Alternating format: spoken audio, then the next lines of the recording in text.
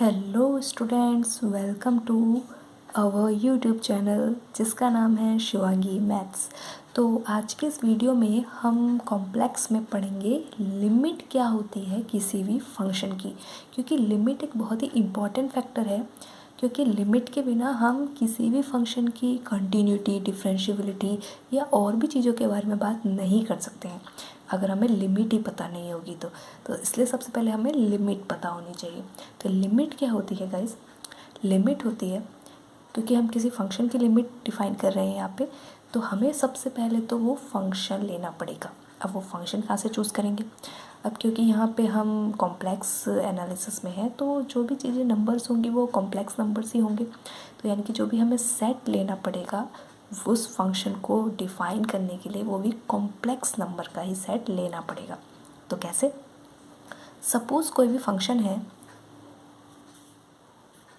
Late कोई भी function है जो किसी भी डोमेन, और वो डोमेन कहाँ से है?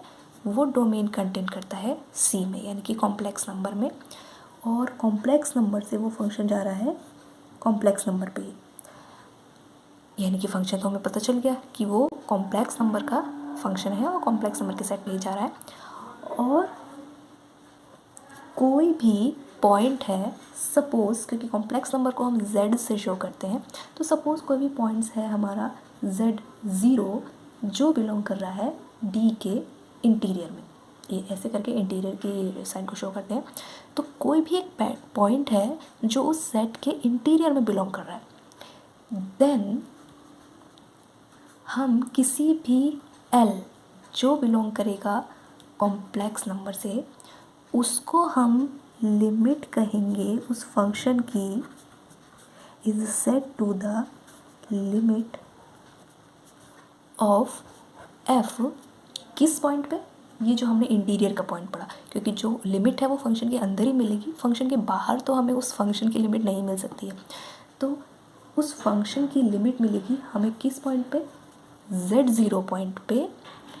फॉर इफ़ कब मिलेगी? For any epsilon greater than zero के लिए, एप्साइलन मीन्स बहुत ही छोटी वैल्यू जो ज़ीरो से बड़ी हो, देयर एग्जिट, वहाँ पे कोई डेल्टा भी ज़ीरो से बड़ा एग्जिस्ट करना चाहिए, सच दैट, इस तरीके से एग्जिस्ट करना चाहिए कि मॉड ऑफ फंक्शन माइनस वो एल नंबर का जो हो वो लेस देन हो एप्साइलन के। और ये कब हो? व्हेनेवर, ये कब होना चाहिए? जब जो z है, जो हमारा मेन नंबर है कॉम्प्लेक्स नंबर, वो बिलोंग करे z minus z0 less than delta में, यानी कि कोई भी यूनिट डिस्क होनी चाहिए, ओपन डिस्क होनी चाहिए। ओपन डिस्क में हमारा वो बिलोंग होना चाहिए, और जो पॉइंट है वो हमारा इंटरसेक्शन उस डोमेन में से z0 पॉइंट को बाहर निकाल के होना चाहिए, क्योंकि z0 पे तो हम लिमिट डिफाइन कर रहे हैं, वो तो फंक्शन के अंदर है। यानी कि हमें वो z0 पॉइंट उस सेट के इंटीरियर से लेना है, और उस इंटीरियर पॉइंट पर लिमिट कोई भी l जो किस तरीके से होगी कि fz minus l less than epsilon होगा, किसी भी एप्साइलन ग्रेटर देन ज़ीरो और डेल्टा ग्रेटर देन ज़ीरो के लिए। जब कभी कब होगा? जब वो कॉम्प्लेक्स नंबर हो, वो यूनिट डिस्क और उस सेट यानी कि नेबरहुड, बहुत ही छोटी वैल्यू, उसके इंटरसेक्शन में बिलोंग करे तो। या हम इसको ऐसे भी कह सकते हैं कि जो फंक्शन है वो L पे जाएगा एज जो Z है हमारा वो Z0 पर जाए तो। ठीक है, तो ये सबसे पहली डेफिनेशन थी लिमिट की। अभी हम एक आध और डेफिनेशन देखेंगे जिससे हमें थोड़ा सा और क्लैरिफाई हो जाएगा। तो फिलहाल इससे हम क्या समझे?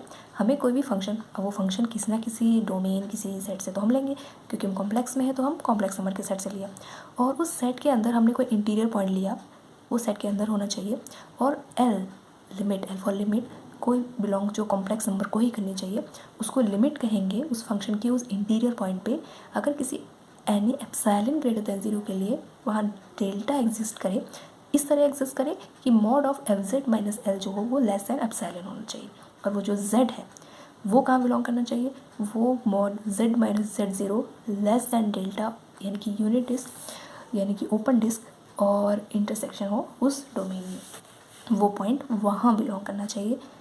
इस तरीके से हम एक और डेफिनेशन देखते हैं, और वो क्या कि जो लिमिट है हम z0 पॉइंट पे कह रहे हैं, तो limit z tense to z0 किसकी, फंक्शन की, एग्जिस्ट करेगी फाइनाइटली। कब, अगर किसी z0 जो बिलोंग कर रहा है हमारे डोमेन में इस तरीके से होगा कि जो zn है वो z0 पर जाए, यानी कि फंक्शन की वैल्यू zn पर कन्वर्जेंट होनी चाहिए, यानी कि कुछ ना कुछ फाइनाइट वैल्यू होनी चाहिए, ये नहीं कि वो इन्फिनिटी पे चले जाए, तो वहाँ पे लिमिट एग्जिस्ट ऐसे नहीं करेगी। तो किसी भी z टेंस टू z0 में फंक्शन एग्जिस्ट करेगा फाइनाइटली तभी करेगा अगर इंटीरियर पॉइंट उस डोमेन में से इस तरीके से हो कि उस पॉइंट पर जो वो हो z हमारा वो z0 पर जाए, यानी कि फंक्शन की वैल्यू में जब हम zn पुट करें, वो पॉइंट पुट करें, तो वो हमें कुछ कन्वर्जेंट ही दे, डाइवर्जेंट ना दे। तो ठीक है, अब हम एक दो एग्जांपल लेते हैं लिमिट के कि किस तरीके से अप्लाई करी जाती है, किस तरीके से इस पर काम किया जाता है। मैंने ले लिया f(z) बराबर x sine 1/y plus iota y sine y/x। ये कब है, जब x और y जो है वो नॉन ज़ीरो है, यानी कि ज़ीरो पर वैल्यू ज़ीरो होगी या कुछ भी होगी, लेकिन फंक्शन इस तरीके से डिफाइंड है कि जब नॉन ज़ीरो है x और y तब इस तरीके से चीज़ें हैं। अब यहाँ पे रियल पार्ट क्या है, u(x, y) वो है हमारा x साइन 1/y, और जो हमारा इमेजिनरी पार्ट है वो क्या है, y साइन 1/x। अब जिस पॉइंट पर फंक्शन डिफाइंड होता है उसी पे हम लिमिट चेक करते हैं। यहाँ पे फंक्शन नॉन ज़ीरो पे है, यानी कि ज़ीरो पर हमें लिमिट चेक करनी है। तो ज़ीरो पर लिमिट किस तरीके से चेक करेंगे कि लिमिट x, y हमें देखनी है 0 पर, फंक्शन की देखनी है, वो कैसी होनी चाहिए, 0 पर जानी चाहिए, क्योंकि हमें दिख ही रहा है 0 से जब हम मल्टीप्लाई करेंगे तो 0 पर जा रही है, वो 0 पे तो 0 पर जा रही है।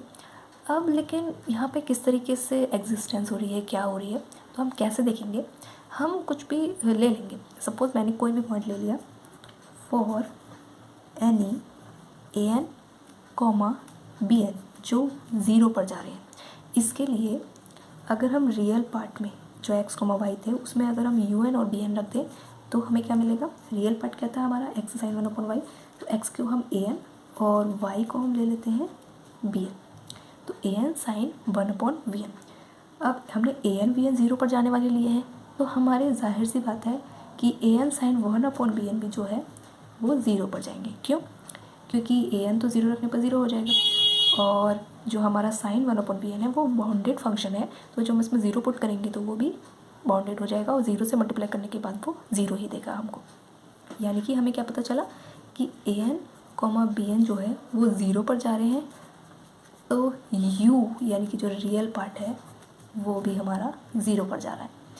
और इससे हमें ये पता चला कि जो रियल पार्ट के लिए लिमिट है वो हमारी 0 के बराबर है। ठीक है, तो रियल पार्ट के लिए लिमिट जो है वो 0 के बराबर है, और रियल पार्ट के लिए 0 के बराबर है, यानी कि हम यहाँ से ये इम्प्लाइज कर सकते हैं कि z टेंस टू 0 पर जो फंक्शन की वैल्यू है वो 0 के बराबर है, क्योंकि जब हम इमेजिनरी पार्ट में भी रखेंगे तो वो हमें इस तरीके से 0 देगा, और यानी कि हमें पता चला दोनों 0 दे रहे हैं, यानी कि z टेंस टू 0 पर जो फंक्शन है हमारा वो 0 वैल्यू दे रहा है। तो हम कैसे चेक करते हैं, सबसे पहले तो हमें जो पॉइंट दे रखा है उस पर ही हम डिफाइन कर सकते हैं। तो यहाँ 0 था तो हमने 0 पर देखना चाहा, तो हमने कोई भी 2 पॉइंट ले लिए जो 0 पर टेंस टू 0 हो रहे हैं, उन पॉइंट को हमने उस फंक्शन में रखा और देखा कि क्या उस पॉइंटों पर भी वो ऐसा ही बिहेव हो रहा है। फंक्शन का हमने देखा रियल पार्ट के लिए तो an 0 होगा तो 0, और जो bn 0 रखेंगे तो साइन, क्योंकि बाउंडेड फंक्शन है तो ये तो हमारा बाउंडेड रहेगा, और 0 से मल्टीप्लिकेशन करने के बाद वो 0 पर चला जाएगा, यानी कि रियल पार्ट के लिए जो लिमिट हो गई वो तो 0 पर चली गई, और इमेजिनरी पार्ट के लिए भी जब हम रखेंगे तो वो भी 0 पर ही चली जाएगी, क्योंकि वहाँ पे साइन फंक्शन ही है। तो यानी कि ओवरऑल हमें पता चला कि जो फंक्शन है वो 0 हो जा रहा है 0 पर। ठीक है गाइस, तो आज हमने लिमिट पढ़ा और इस पे बेस्ड कोई एग्जांपल भी देखा। आगे की वीडियो में हम कंटिन्यूटी, डिफरेंशिएबिलिटी पढ़ेंगे, लेकिन उसके लिए हमें लिमिट पढ़ना बहुत ज़रूरी था। तो ठीक है, तब तक के लिए पढ़ते रहिएगा मैथमेटिक्स।